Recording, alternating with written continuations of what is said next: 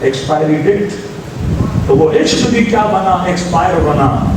تو کربلا یہ پیغام دیتا ہے کہ فنا کے عاشق نہ بنو، بقا کے عاشق بنو. اگر کوئی کسی چہرے کا عاشق بنے، کس وجہ سے؟ حسن کی وجہ سے. تو فرمایا کائنات کا ایک حسن دکھاؤ جو ہمیشہ باقی رہے. کائنات کا ایک حسین دکھاؤ جو حسن ہمیشہ باقی رہے. تو اگر عشق حسن کی وجہ سے ہوا، یہاں حسن ڈھلا، یہاں عشق ڈھلا. اگر دوستی مال کی وجہ سے ہوئی، یہاں فقیر بنا، یہاں دوستی گئی. یہاں رابطہ عہدوں کی وجہ سے ہوا، یہاں عہدے گئے تو رابطہ گیا. لیکن اگر عشق کمال کی وجہ سے کرو گے تو 1400 سال گزر جائیں گے پر حسین کا عشق پرانا نہیں ہوگا.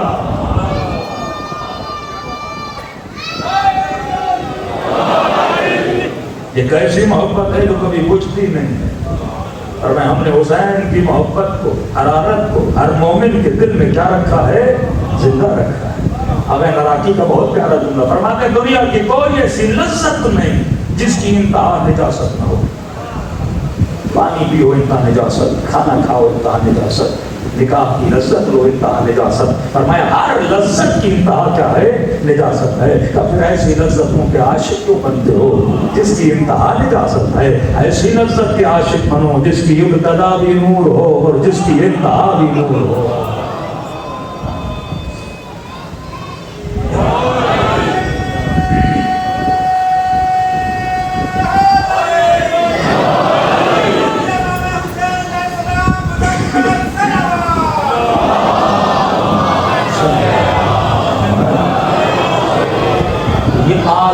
جس میں خدا نے ہمیں بھیجا یہ سمجھنا ہے اس عالم میں چیزیں استعمال کے لیے ہیں، عشق کے لیے نہیں.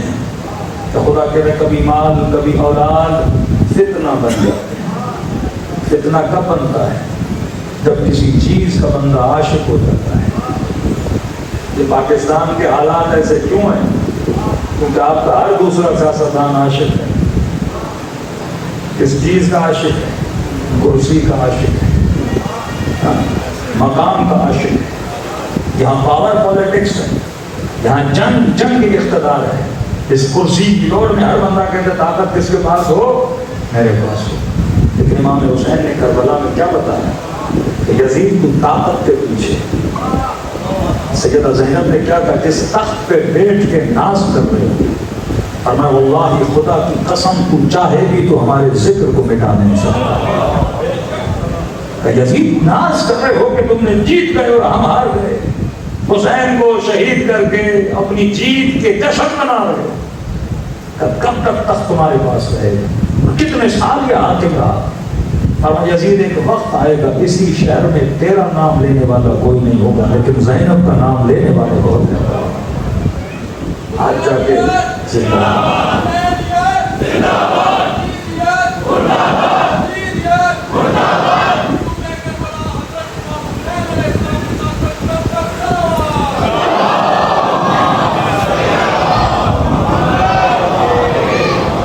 ایک وہ جو سفر بقا کر رہے تھے، دوسرا وہ جو سفر فنا. اب اس نتیجے پہ انسان کب پہنچے گا؟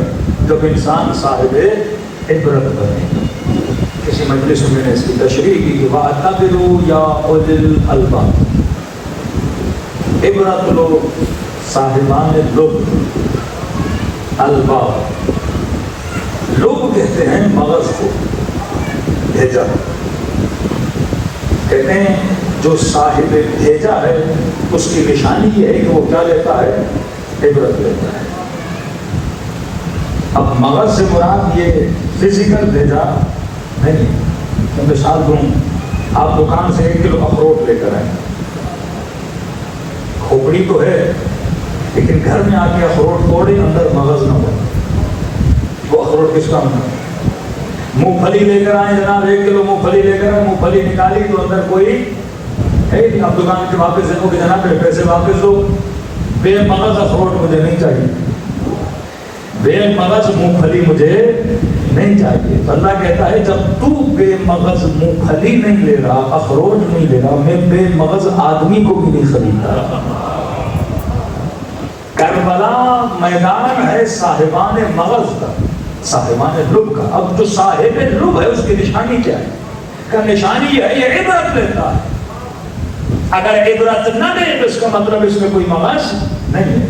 اور فرماتے مومن 2 مرتبہ ایک سوراخ سے کسا نہیں جاتا کہ مولانا دھوکہ ملا، پھر مولانا دھوکہ ملا، پھر مولانا دھوکہ ملا. کہ یہ مومن ہی نہیں ہے، کوئی عبرت نہیں لے رہا. ایک بار غلطی کی اپنی غلطی سے سیکھو.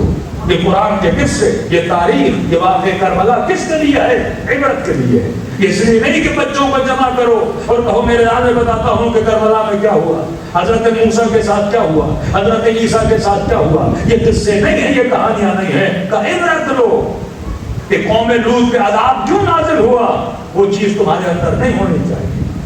قوم ابراہیم کے اوپر عذاب کیوں نازل ہوا، وہ چیز تمہارے اندر نہیں ہونی چاہیے. فرعون صاحب لعنت کیوں بنا، وہ چیز تمہارے اندر نہیں ہونی چاہیے. آؤ دیکھو کربلا میں ہور کیوں بنا اور شمر کیوں بنا. آؤ دیکھو ایک نو کے نیزہ پہ سر ہے اور قرآن کی تلاوت کر رہا ہے. اس کو خدا نے اتنی عزت و آبرو دی ہے، کس وجہ سے دی ہے. اور وہ دیکھو جو ذلت اور خاریوں میں جا رہے ہیں وہ کیوں جا رہے ہیں. اصلا مفہوم میں تولا اور تبرہ یہی ہے کہ انی سلم لمن سالمکم و حرب لمن حاربکم. جنگ اہل بیت کس کے ساتھ ہے، محبت اہل بیت کس کے ساتھ ہے. فرمائیے جنگ عقل ہے اور جنگ جہل ہے. کربلا میں ایک طرف عقل کامل کھڑا ہے، دوسری طرف جہالت کامل کھڑی ہے. آج بھی پوری دنیا میں آپ جنگیں دیکھیں گے کہ یہی جنگ ہے. ایک صاحبان جہالت ہے، ایک صاحبان عقل ہے. صاحبان جہالت اپنی دنیا کی بقا کی جنگ لڑ رہے ہیں اور صاحبان عقل اپنی آخرت کی بقا کی جنگ لڑ رہے ہیں. کربلا انسانیت کا پیغام دے رہی تھی کہ انسان ذرا دیکھو تمہاری قیمت کیا ہے. کہ ایک وہ تھا جس نے خود کو حسین کی دربار میں بیچا، دوسرا وہ تھا جس نے خود کو یزید کی دربار میں بیچا. اب سوال ہے یزید تجھے خریدے گا بھی کتنے میں خریدے گا، اور اگر حسین خریدے گا تو کتنے میں خریدے گا. تو پہلے امام حسین کا اندازہ لگاؤ کہ یوسف کو ایک ترازو میں رکھا گیا، دوسرے میں زیر و زیور و سونا و چاندی رکھے ہوئے، لیکن یوسف کا پلڑا بہت بھاری تھا. دنیا کا کوئی زیور نہیں تھا جو یوسف کی برابری کر سکے. اور کربلا میں تو فخر یوسف کھڑا ہوا ہے. کس چیز کے عوض کوئی حسین کو خرید سکتا ہے؟ مال کی آفر، دولت کی آفر. یہاں تک رسول خدا کو کہا نا عرب کی کسی بھی حسین عورت پہ ہاتھ رکھو محمد، ہم دینے کے لیے تیار ہیں. جتنا پیسہ بولو ہم دینے کے لیے تیار ہیں.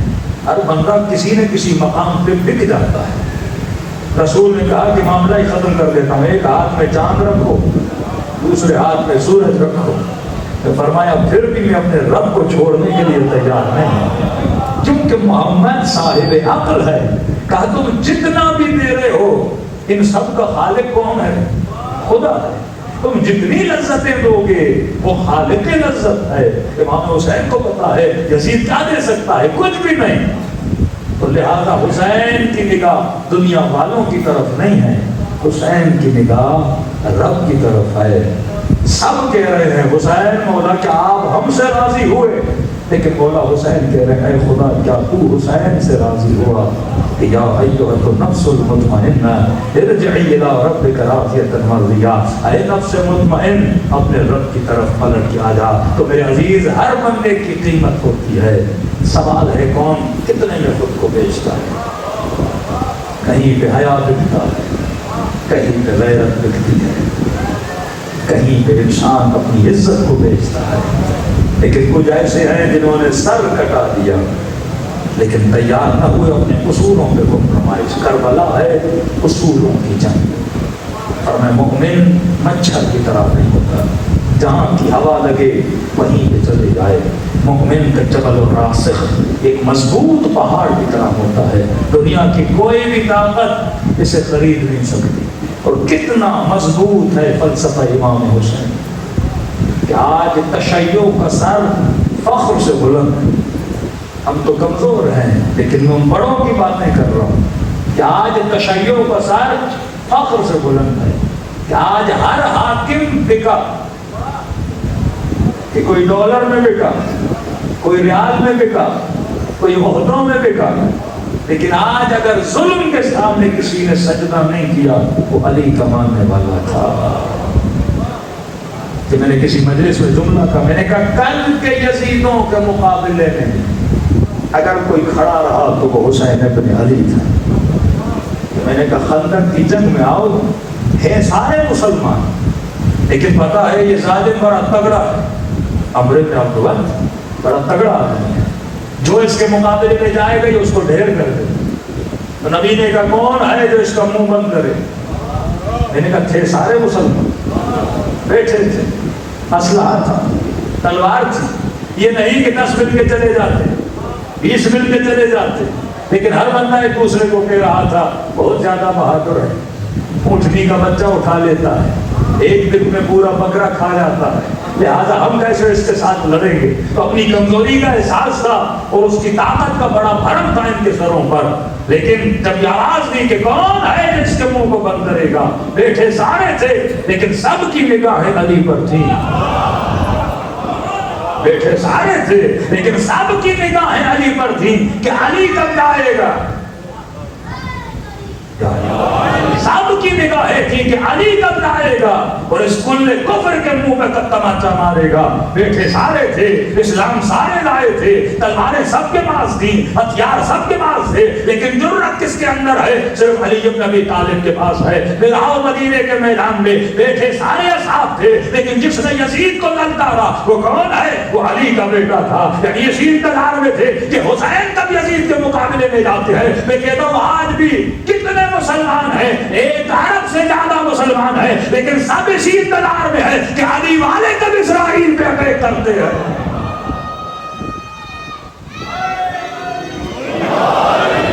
تو کل کا مسلمان بھی انتظار میں تھا کہ کب حسین یزید کے مقابلے میں جاتا ہے، کب علی عمرو بن عبد الود کے مقابلے میں جاتے ہیں۔ آج کتنے مسلمان ملک ہیں، 50 سے 60 ملک ہیں، لیکن سارے کس انتظار میں ہیں کہ شیعہ کب مارے گا، حزب اللہ کب مارے گا، یمن کب مارے گا۔ یعنی جہاں جہاں سے اٹیک ہو رہا ہے، کون سی فکر والے اٹیک کر رہے ہیں؟ یہ فکر حسین والے ہیں۔ وہ چاہے یمن والا ہو، چاہے امامی ہو، لیکن حسین کو تو مانتا ہے۔ وہ چاہے لبنان والا ہو، حسین کو مانتا ہے۔ وہ چاہے عراق والا ہو، حسین کو مانتا ہے۔ وہ چاہے ایران والا ہو، حسین کو مانتا ہے۔ تو دنیا بھی آج سمجھ گئی ہے کہ ہمیں کسی اور اسلام سے خطرہ نہیں، اگر کسی اسلام سے ہمیں خطرہ ہے تو وہ حسین والا اسلام ہے، جو نسلوں کو فکر بہادری دیتا ہے، جو نسلوں کو بقا کی محبت کا درس دیتا ہے کہ ذلت کی زندگی سے عزت کی موت بہتر ہے۔ تو یہ بتاتا ہے کہ دنیا مقام فنا ہے اور آخرت مقام بقا ہے، کہ موت علی والے کے لیے موت نہیں بلکہ رب کی ملاقات کا پیغام ہے۔ یہ جملہ آج کا نہیں، جناب نوفل جب کربلا میں لشکر یزید کے مقابلے میں جاتے ہیں اور رجس پڑھتے ہیں، فرماتے ہیں اِنَّ عَلَىٰ نِيَّاتِنَا وَبَصَائِرِنَا، اے لشکر یزید ہم نیتیں رکھ کے آئے ہیں اور ہم صاحب بصیرت ہیں، ہمیں پتا ہے کہ جنگ حق کیا ہے اور جنگ باطل کیا ہے، ہم عزم اور جزم کر کے آئے ہیں کہ ہم نے یزیدیت کو ختم کرنا ہے۔ اور کہا تو ہمیں کیا ڈراتا ہے موت سے؟ ہم موت اور مرنے سے کبھی اکراہ نہیں کرتے، ہمیں پتا ہے کہ موت رب کی ملاقات کا پیغام کا نام ہے۔ ارے کیا تم محبوب کی ملاقات سے ہمیں ڈراتے ہو؟ کبھی مولا علی والوں کو کہہ کر گئے کہ کبھی موت سے خوف زدہ نہ ہونا، کیونکہ موت علی کی ملاقات کا پیغام ہے۔ اب وہ کیسا محبوب ہوگا جو محبوب کی ملاقات سے گھبرا جائے؟ تو یہ جو نسلوں کے اندر ایک جذبہ شہادت یا ایک جذبہ بصیرت کے وجود میں موجود ہے کہ کونوا للظالم خصما وللمظلوم عونا، کہ ظالم کے لیے ہمیشہ دل میں نفرت رکھنا اور مظلوم کے لیے محبت رکھنا۔ تو مجلس حسین اور عزاء حسین ہمیں صحیح محبتوں کی سمت میں لے جاتی۔ لیکن آپ ٹی وی دیکھو گے، آپ کے بچے کے ہاتھ میں موبائل ہوگا، یا کوئی خاتون کسی ڈرامے کو دیکھے گی، یا کوئی جوان کئی گھنٹے فیس بک یا انسٹاگرام یا ٹک ٹاک پہ بیٹھے گا۔ یہ دیکھنے سے کیا ہوتا ہے؟ محبتیں دل میں آتی۔ دیکھو آپ جب تک دیکھو گے نہیں محبت نہیں ہوگی۔ خواتین کو زین و زیور کا شوق، لہٰذا وہ ایسی ویب سائٹ پہ چلی جائیں گی جہاں کپڑے ہوں گے, جہاں پہننے والی چیزیں ہوں گی, تو دیکھیں گی تو کیا پیدا ہوگا؟ محبت پیدا ہوگا. اور جیب کس کی خالی ہوگی؟ دنیا کی خالی ہو جائے گی. مردوں کا کئی اور چیزوں کا شوق ہے, جو بندہ دیکھے گا اس سے کیا پیدا ہوگا؟ محبت پیدا ہوگی. بیٹو آدمی کھانا دیکھے گا, کھانے کی محبت بنے گی کہ آج فلاں ریسٹورنٹ پہ جانا ہے, آج فلاں جگہ گھومنے جانا ہے, تو آپ دیکھتے ہو تو اس سے کیا پیدا ہوتی ہے؟ محبت. اور جب محبت پیدا ہوتی ہے تو کھچاؤ پیدا ہوتا ہے, پھر اس چیز کی طرف دوڑتے ہوئے چلے جاتے ہو. مجلس حسین کس چیز کی محبت کو پیدا کرتی ہے؟ ذکر علی کون سی محبت دل میں اتار رہا ہے؟ ذکر حسین کون سی محبت دل میں اتار رہا ہے؟ مجلس حسین پاک محبتوں کا نزول ہے. اور جب دنیا کے میدان میں جاتے ہو تو دنیاوی محبتیں آتی ہیں. اب صرف میں نے یہ چیز اپنی نسلوں کو, اپنی بیٹیوں کو, بیٹوں کو سمجھانی ہے کہ میرے لال ہم محبت سے منع نہیں کرتے, محبت کر, لیکن ہاں عاقلانہ محبت کرنا. کل بولو کہ بابا مجھے فلاں سے محبت ہو گئی, اب پوچھوں گا کہ محبت عقل کے دائرے میں ہے یا شہوت کے دائرے میں؟ محبت کس چیز کے اندر؟ اگر اہل بیت والے ہو تو محبت عاقلانہ ہونی چاہیے, اور عقل کے اوپر علم وحی ہے. عقل کو جو ڈائریکشن ملتی ہے وہ وحی کے ذریعے سے ملتی ہے, کیونکہ کئی جگہوں میں انسان کنفیوز ہو جاتا ہے کہ صحیح کیا ہے اور غلط کیا ہے. تو لہٰذا صحیح اور غلط کون بتائے گا؟ وحی بتائے گی. وحی یا قرآن سے ہے, یا زبان نبی سے ہے, یا کلام علی سے.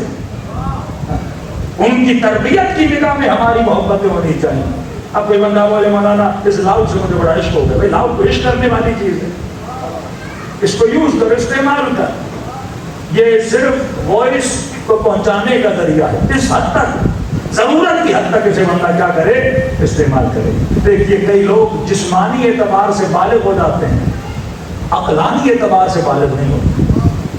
جیسے محبتیں الگ الگ, علم بڑھتا ہے تو محبت بدلتی ہے, علم بڑھتا ہے تو معرفت آتی ہے. 7 سال کا بچہ اسے آئس کریم اچھی لگتی ہے. اب سوال ہے کہ اگر 7 سال کے بچے سے کہو گے کہ بیٹا شادی کرنی ہے یا آئس کریم چاہیے, سوال کر کے دیکھیے تو کیا بولے گا؟ آئس کریم چاہیے. اور 20 سال کے جوان سے کہو کہ میرے نال شادی کرواؤں یا آئس کریم دلواؤں,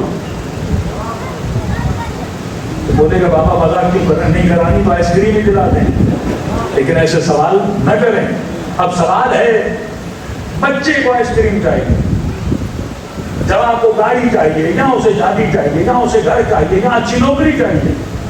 ہر بندے کی محبت اپنی ایج کے حساب سے الگ ہو گئی. تو سوال ایج نے ایسا کیا کیا کہ اس کی محبت بدل گئی؟ ایج کا کمال نہیں ہے, شعور کا کمال ہے, علم کا کمال ہے. جیسے جیسے شعور بڑھتا جاتا ہے ویسے ویسے محبت بدلتی جاتی ہے. تو پتا چلا شعوری اعتبار سے ابن سعد بہت نیچے تھا اور بہت اوپر تھا. یہ شعور تھا جس نے حر کو عاشق حسین بنایا.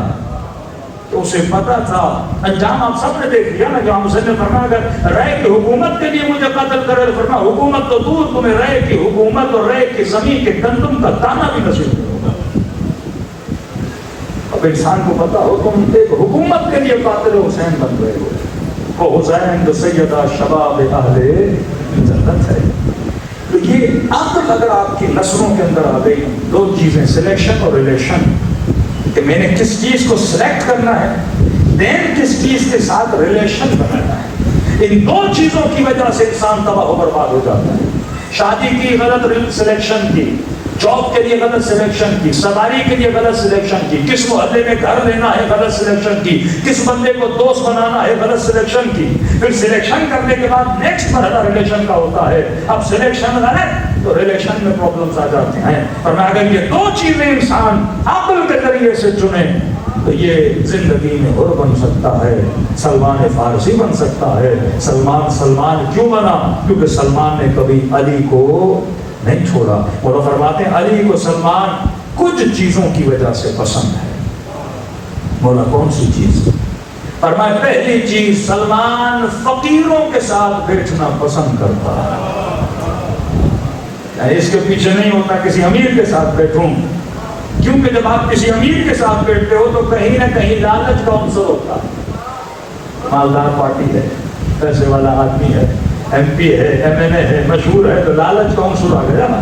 کہیں سلمان فقیر کے ساتھ بیٹھتا ہے کیونکہ فقیر میں کوئی لالچ نہیں ہوتی، صرف اللہ کی خاطر اس فقیر کے ساتھ بیٹھ رہا ہے. اور میں دوسری چیز سلمان کی پسند ہے، سلمان علماء کی محفل میں بیٹھنا پسند کرتا ہے. اب عالم سے مطلب صرف پگڑی والا عالم نہیں، وہ بندہ جو صاحب شعور ہے، نالجبل پرسن ہے، کہتا ہے 1 گھنٹہ اس کی محفل میں بیٹھوں جس سے مجھے کیا ملے؟ فائدہ ملے. ایسی محفل میں نہ بیٹھو صبح سے شام تک دن میں غیبتیں کی جا رہی ہوں، لوگوں کی برائیاں کی جا رہی ہوں، پر میں ایسی محفل میں بیٹھتا ہے جہاں علم ہوتا ہے. کہ تیسری صفت جو مجھے سلمان کی سب سے زیادہ پسند ہے، بولا وہ کون سی صفت ہے؟ کہ جب بھی سلمان کا من کچھ کرنے کو کرتا ہے، اندر سے کوئی خواہش آتی ہے کہ سلمان یہ کرو، فرمایا اپنی خواہش کو پورا کرنے سے پہلے یہ سوچتا ہے کہ علی کی خواہش کیا ہے. اپنی مرضی پر علی کی مرضی کو ترجیح دیتا ہے. اب مجھے سلمان علی کو پسند ہے. تو عزیزو، مجلس کا مطلب، کربلا کا مطلب کہ اپنی خواہشوں میں حسین کی خواہشوں کو ترجیح دو، اپنے محبوب کے لیے اپنے وجود کو قربان کرنے کے لیے تیار ہو جاؤ.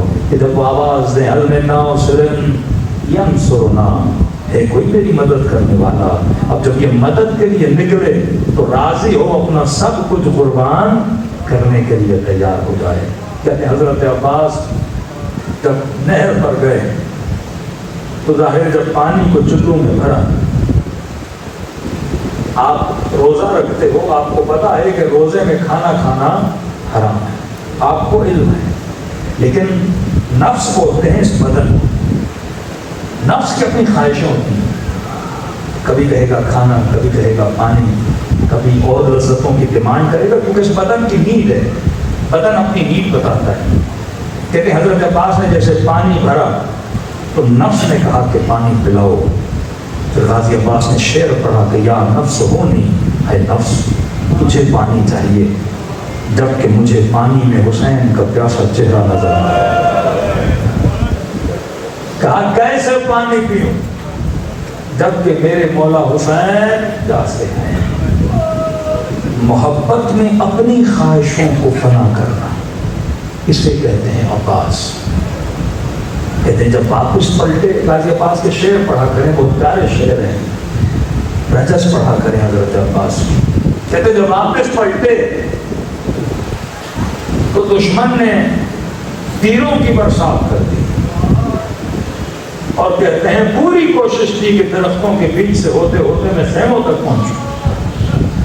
کہتے ہیں کئی بار ہوئے حضرت عباس زخمی ہوئے، اور ایک بازو جب کٹا تو کہا واللہ لو قطعتم یمینی، کہا خدا کی قسم ہے اگر میرے دوسرا بازو بھی کاٹ دو تو وہ حامن دینی، میں کبھی بھی اپنے دین کی حمایت سے ہاتھ نہیں ہٹاؤں گا. علماء پریشان ہیں کہ حضرت عباس سے دشمن کون سی ایسی ڈیمانڈ کر رہا تھا کہ عباس اپنے دین کو چھوڑ دو، یا کون سا خیمے تک جاتے جاتے کوئی دین کا مسئلہ تھا، یا کون سا غازی عباس کے ہاتھوں میں دین تھا کہ کہہ رہے اگر میرے بازو بھی کاٹ دو گے میں دین نہیں چھوڑوں گا. کا سمجھ نہیں آئی، نہ نماز کا، نہ روزے کا، نہ حج کا، نہ زکات کا، کوئی ایسا مسئلہ نہیں. لیکن غازی کہہ رہے ہیں خدا کی قسم دونوں بازو کو کاٹو، میں اپنے دین کو نہیں چھوڑوں. تو کہتے ہیں دیکھنا پڑے گا عباس کے ہاتھوں میں کیا تھا. پتا چلا ہاتھ میں مشق تھی. اب کہہ رہے سمجھ نہیں آتی مشق دین کیسے بنی. یعنی آج میں گلاس کو دین بولوں، لاؤڈ کو دین بولوں. حضرت عباس کہہ رہے ہیں یہ مشق میرے لیے دین ہے، میرے دونوں بازوؤں کو بھی کاٹو، میں اپنے دین کو نہیں چھوڑوں گا. کا مشق دین کیسے بنے گا؟ نہیں، یہ چمڑے کی مشق دین نہیں. لیکن عباس دین کیوں کہنے کا؟ کیونکہ حسین نے کہا تھا پانی لاؤ. حکم امام دین ہے. اگر آج امام زمانہ ہے نا کہ مومن وہاں سے وہ شاپر پڑا ہے اٹھا کے لاؤ، یہ دین ہے. یعنی یہاں سے اٹھ کے جانا اور وہ چیز لانا، یہ کیا ہے؟ دین ہے. کہ اس اطاعت کا نام ہے عباس، اور اسی اطاعت کی وجہ سے آج کربلا جاتے ہو تو دور سے ایسے لگتا ہے دونوں روزے کسی امام کے روزے. امام حسن نے صلح کی، کچھ افراد امام حسین کے پاس کہ آپ کے بھائی نے صلح کی، آپ تلوار اٹھائیے، ہم آپ کے پیچھے ہیں، امیر شام کے مقابلے میں کھڑے ہو جائیے. امام حسین نے فرمایا حسن جس طرح تیرا امام ہے اسی طرح حسین کا بھی امام ہے. اسی اطاعت کا نام دین ہے. کیا اطاعت کی اصحاب حسین نے کربلا میں؟ تو فرمایا بہن زینب خدا نے جیسے صحابی مجھے دیے میرے بابا کو بھی نہیں دیے. قیامت دنیا یاد رکھ رہی ہے اصحاب ابا عبداللہ حسین. اور فرمایا مجلس میں آنے والے کا اجر یہ ہے، اگر یہ کربلا سے عبرت لے تو کہا تجھے شہداء کربلا کے ساتھ اٹھایا جائے گا. یا لیتنا کنا معکم فافوز معکم فوزا عظیما.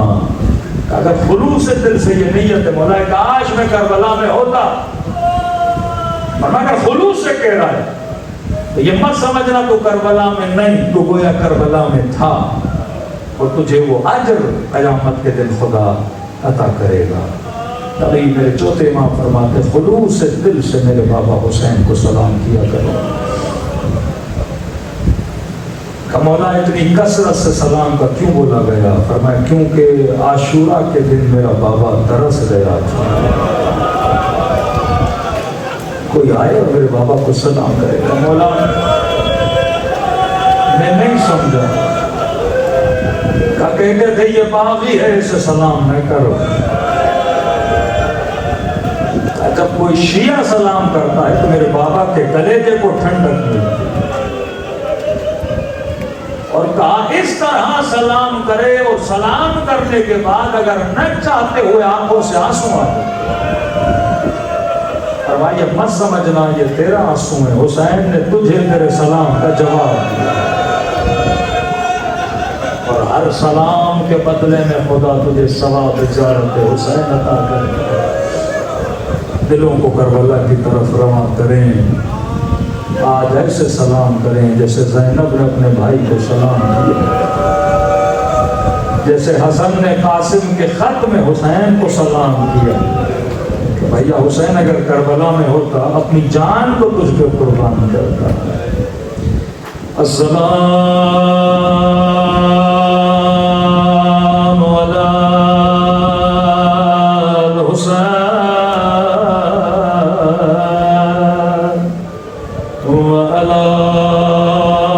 علی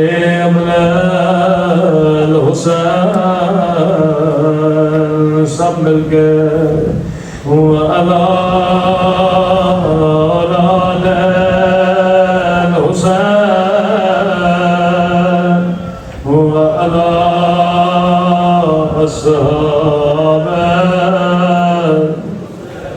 حسین کی صدا بلند ہو. سلام علی حسین وعلی علی ابن سب التماش وعلی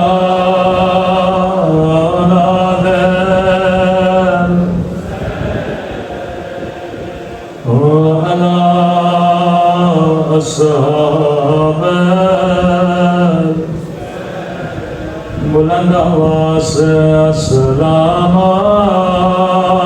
علی حسین وعلی علی ابن وعلی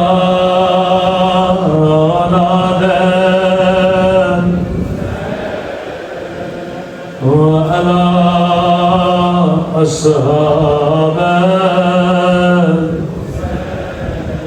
میرا سلام ہو بچپن بچپن میں جھکی ہوئی کمر پہ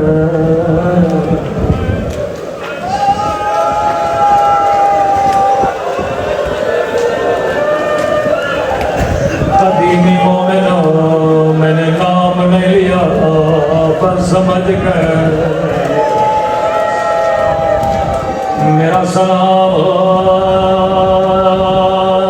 بچپن میں جھکی ہوئی کمر پہ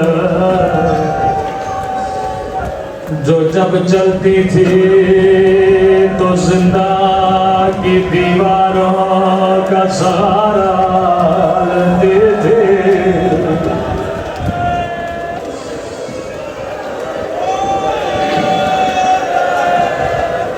آپ نے زندگی میں کئی ذاکروں کے مصائب سنے ہوں گے لیکن علماء فرماتے ہیں جب کبھی دل کرے رونے کا فرمایا زیارت ناحیہ پڑا کرو یہ امام زمانہ کا نوحہ ہے سنیں گے اپنے جد کی مصیبت پہ کیسے روتے ہیں آواز تھوڑی بڑھائیے گا فرمایا میرا سلام ان ننے سے رخساروں پہ میرے مولا نے نام نہیں لیا اللہ جانے یہ علی اصغر کے رخسار یا قاسم کے رخسار جواب میرے مولا نے خود دے دیا میرا سلام ان ننے سے رخساروں پہ وہ جن کا رنگ بدلتا رہا یہ نہیں کا رنگ بدل گیا بلکہ بدلتا رہا کبھی شمر کے تماچوں نے رنگ نہیں لگیا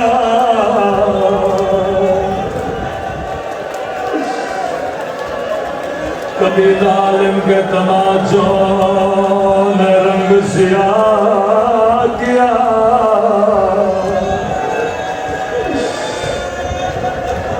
شاید کوئی برادر اہل سنت پوچھے یہ شیعہ اتنا کیوں روتے ہیں انہیں صحیح بخاری کی ایک حدیث سنانا بڑی درد بھری حدیث ہے حیوانوں کے رائٹ اور حیوانوں کے حقوق کے لیے رسول خدا فرماتے ہیں مسلمانوں کبھی حیوان کو بھی منہ پہ نہ مارا کرو حیوانوں کے چہروں کا بھی احترام کیا کرو میرے چوتھے امام فرماتے ہیں بچی کی گود میں بابا کا گدا سر تھا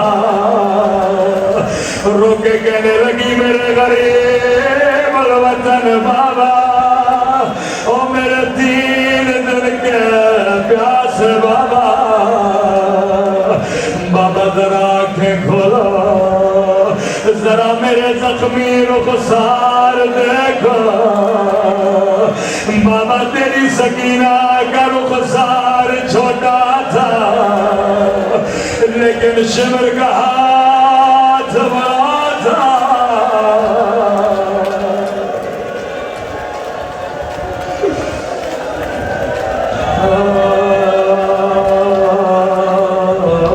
میرے غریب الوطن بابا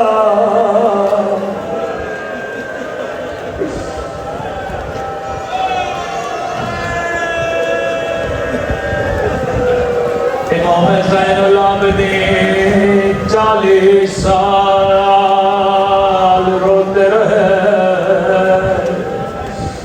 سکینہ کے زخمی رخساروں کی وجہ سے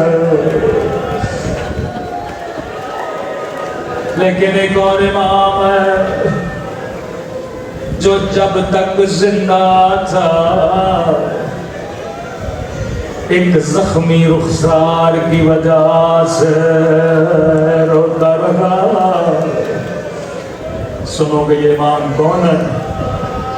نام ہے حسن.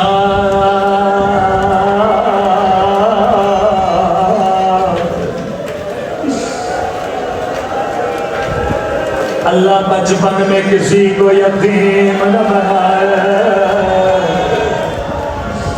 اللہ بچپن میں کسی کو ماں کا جنازہ نہ دکھائے.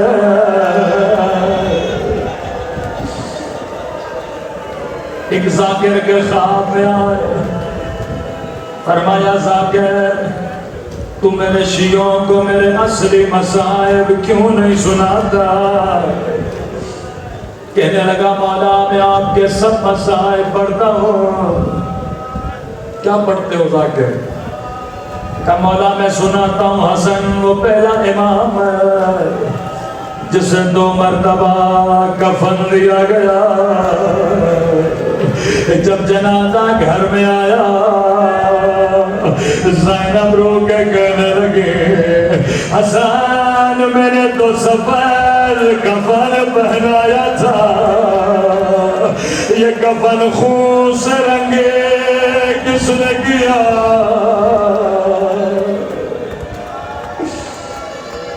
مولا میں سناتا ہوں بہن نے ہاتھوں سے تیر نکالا. مولا میں شیعوں کو بتاتا ہوں وہ زہر دیا گیا، پوری بستی والوں کو دیا جاتا تو سارے لوگ مر جاتے. حسن روزے کی حالت میں تھا، لعینہ نے افطار کے پانی میں زہر ملایا، جگر کے ٹکڑے نکل نکل کے باہر آئے. اے ذاکر یہ سارے میرے مصائب ہیں، لیکن میری اصل مصیبت تو سنا. جس کے لیے حسن پوری زندگی روتے رہے، کہ مولا اصل مصیبت کیا ہے؟ اب سنیے امام حسن کی زبان سے. فرمایا ذاکر میری اصل مصیبت مدینے کی گلی میں ہے. کسی نے میری اماں کے چہرے پہ او تماچا مارا. میں فریاد کرتا رہا کوئی آئے میری اماں کو بچا لے.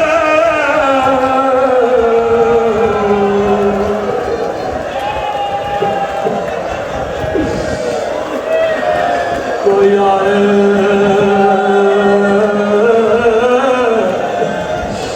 میری اماں کو بچا لے. آخری جملہ زحمت کو تمام کرو. زندگی گزر گئے، جب بھی مسجد جاتے تھے لمبا لمبا راستہ لیتے تھے. صحابی نے کہا مولا اس گلی سے کیوں نہیں چلتے؟ کہنے لگے زندگی گزر گئے، میں اس گلی میں نہیں گیا. مولا کیوں نہیں جاتے؟ کہا اس گلی میں اس کا گھر ہے جس نے میری اماں پہ آگ بھرا دروازہ گرایا. مولا حسن یہ مجمع تجھ پہ دربا، ماں کے ظالم کو نہیں دیکھا. مولا تھوڑی دیر کے لیے کربلا آئیے